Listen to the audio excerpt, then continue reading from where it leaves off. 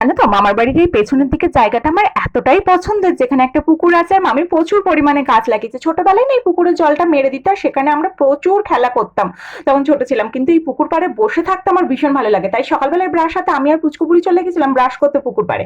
তারপর ভাইয়ের কারখানার পাতা গুনে দেবার পর মনে হলো চলো আজকে একটু চুরি করে আম পেড়ে আম মাখা খাওয়া যাক। চুরি করে খাবার মজাই কিন্তু আলাদা, যাই বলো না কেন। আমাদের আম গাছ আছে কিন্তু পাশের বাড়ির আম চুরি করে আম মাখা বানানোর ইচ্ছে হলো, তাই বোনের বরকে তুলে দিয়েছিলাম ছাদে। সে লাঠি করে পাচ্ছিল আর আমি আমগুলো কোড়াছিলাম। দেন জমিয়ে গরমের দুপুরে টকটক ঝালঝাল আম মাখা খাবার পর সন্ধ্যেবেলাতে সবাই মিলে আবার বেরিয়ে গেছিলাম মেলার উদ্দেশ্যে। আর আজকে মেলা কিন্তু পুরো জমজমাট। জানো এই পুতুলগুলো না আমার প্রথম দিন থেকে ভীষণ ভালো লেগেছিল, এত কিউট, তাই আজকে পুচকু পাচকাগুলোর জন্য একটু খেলনা কিনে নিলাম। আমার তো সেরকম ভাবে কিছু কেনার নেই। তারপর চলে গেছিলাম পুকুর পাড়ে বসে একটু আড্ডা মারার জন্য। বোটে চাপার ইচ্ছা ছিল কিন্তু বোট দেখলাম বন্ধ। সবাই মিলে আড্ডা মারলাম, পুকুরের হাওয়া খেলাম। পুকুরের হাওয়া খেলে কি হবে, তার সাথে আইসক্রিমও খেয়ে নিলাম। দেন চলে গেছিলাম কীর্তনতলায় কীর্তন শোনার জন্য। চলো আজ তবে আসি, দেখা হচ্ছে।